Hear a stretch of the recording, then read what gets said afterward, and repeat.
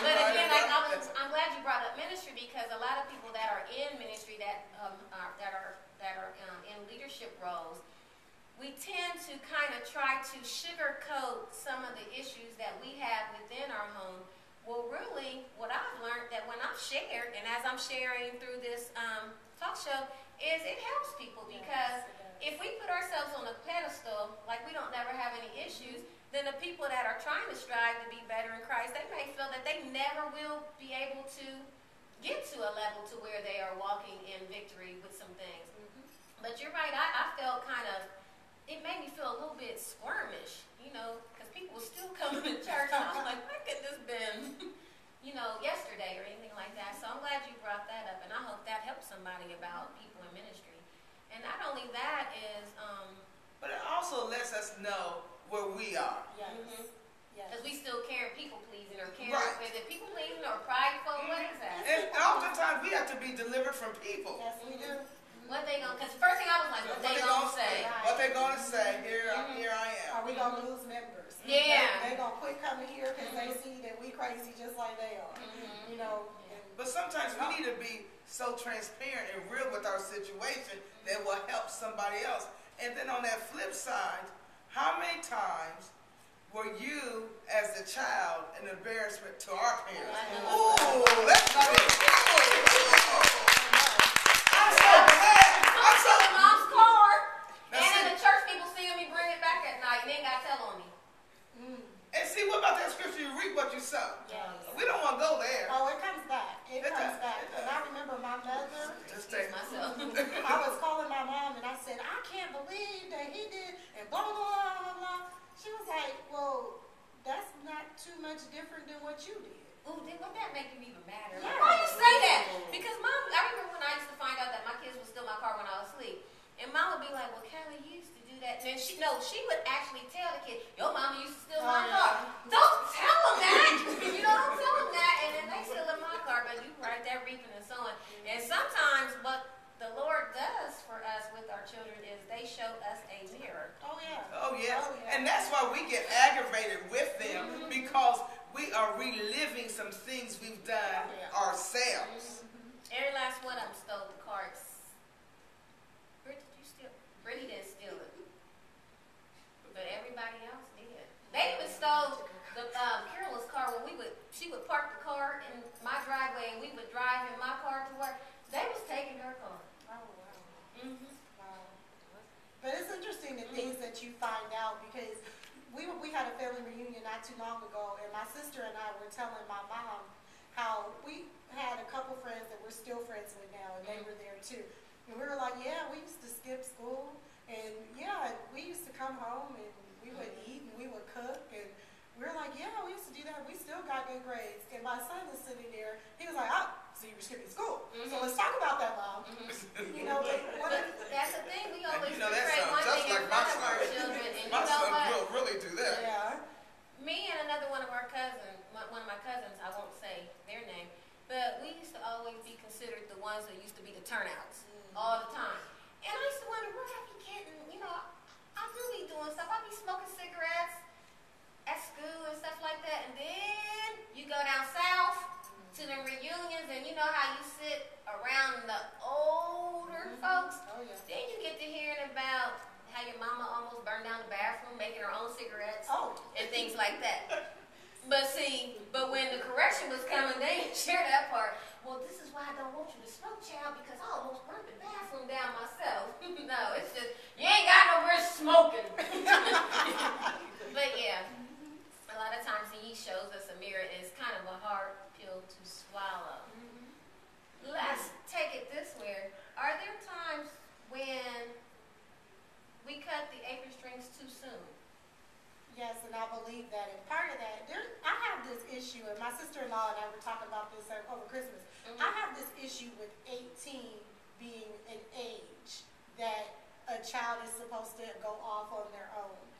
And I'm not saying that it should be before or after. I don't mean it like that. But there's something about, think about when you were younger. I can't wait till I turn 18. I need to leave here. I can't wait. As soon as I turn 18, I'm doing this or I'm doing that. And then you turn 18, and yeah, you might move, but then you're like, oh, well, this isn't as And that's because society has put in our mind that 18 is the age. And Anita said something earlier about how we don't prepare them. So we're so busy parenting that we don't start transitioning into a coach.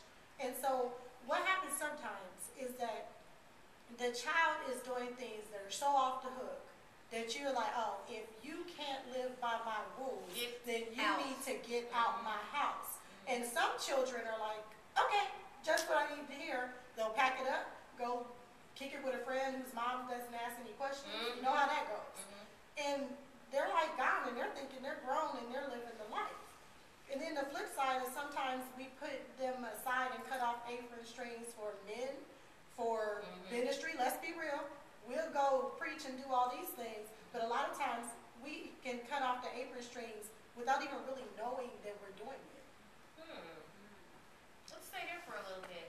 And I like how you, now with me, I'm guilty of saying, I cannot wait, because I have 4 kids. And so somebody asked me, oh my God, your last kid just turned 18 and they're graduating, are you sad? I'd be like, no. But now looking at that last child out, not showing up for church and don't hear from him for a lot of days, it's kind of like, should I have been saying that, you know? But I think what I really was saying is, it has been so hard. Oh, I got to pull this down. It has been so hard. It has been so hard to, you didn't make me lose my train of thought. It has been so hard for me to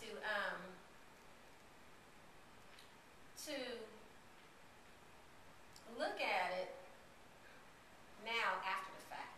It's kind of like, maybe I shouldn't have been so quick to be like, I'm ready. But I think what I was doing is, because I raised them primarily by myself, it was kind of like, whew, I'll finally get to breathe. And not necessarily looking at it as the trouble that it actually could cause them by me saying, because I'm sure they were hearing me like, oh, I can't wait, you know, or when the graduation day come, I'm like partying with them because it's like, yeah, you know, that kind of thing. So sometimes I think we can, and at 18 you feel like your job is done, but actually that's when it's really beginning. It's just shifting into a different type of role and having to use wisdom on how to mother them without mothering them when they were, I guess there will be different stages to mothering, because you're always going to be a mother. You're always going to be their mother. You're always going to be their mother. That's exactly right. So it's transitioning, just like they're transitioning from a child into adulthood, and I'm sure that's got to be tough, but I think at the time when we're dealing with them, we don't think about what they might be thinking. The only thing we're doing is, you need to do this, this, and this. And if you really think about it, at 17, turning 18, they might have some excitement about the turning 18, but at the same time, could they have some anxiety about turning 18 because, I'm cool, turning 18 because of the responsibility that it may come with it? I'm sure they have anxieties and unknowns, just like we did. You know, I couldn't wait to get out on my own, but didn't realize that if I want to keep the air conditioner on, that electric bill's going to come, I'm going to have to pay it. I mean, just different little things such as that. So they have those same things. But the other thing is, as we sit here and talk, I thought about an example when my son was younger, and he wanted to play, I think it's like a dodgeball. You stand at the curb, and you toss the ball back and forth. And I was being this protective mom, and I didn't want him to play because it was too close to the street. But the wisdom of God said to me, you're ready to play the game, but mom's not ready for you to play the game. And I put the burden back on me, because it really was me anyway. And sometimes I think we want to release our children, but we don't even know the proper way to release them. And with myself, mine was, and I know, and I'm working on it now, I've gotten a little bit better, I hope, Britt. I've gotten a little better to where when they drive, it scares me. Any little thing, any little new thing that they do, I'm constantly saying, okay, don't forget. Like this morning, I called Jack, it's snowing, be careful. And I think I told her like about 50 times, I think I text Brittany, be careful, be careful, be careful. I mean, those things are good, but I think I go overboard because I guess I don't think that they can navigate on the road. But she got to work today, Brittany got to work today, and I think what I do is I drive it. I do it too much to where then I get that. Remember, mom. I can't stand that, but they give me that mom. But now when they give me the mom, I'll be like, okay, sorry, I'm sorry. You know, I'm sorry because I know that it actually irritates them, and they'll be like, mom, let me do this. And what they're really saying is, let me do this, and if I make a mistake, it's okay. But I think what we try to do is we try to keep them from making a mistake, but isn't that part of life lessons? That's life lessons. We also want them to learn from our own mistakes.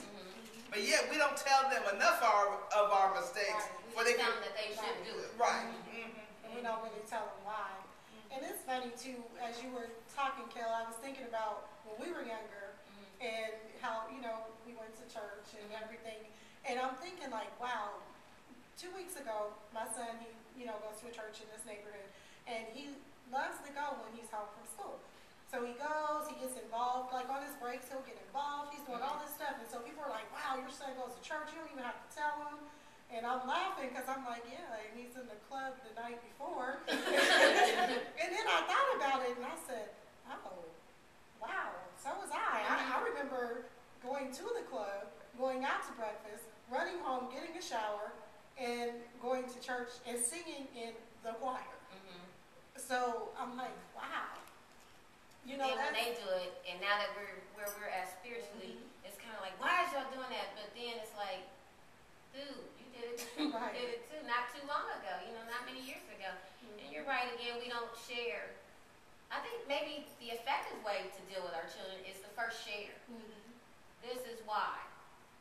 And you need to share anyway because, like in our case, we were young parents, so our kids are about the same age. We were young parents. They knew anyway. So they saw a lot of what we were doing because we were still growing up while we were raising them in those early years. And again, they're repeating that cycle because the way we lived before, even though they were smaller, they grew up and they're repeating the cycle. And the same God that saved us is the same God that's going to save us.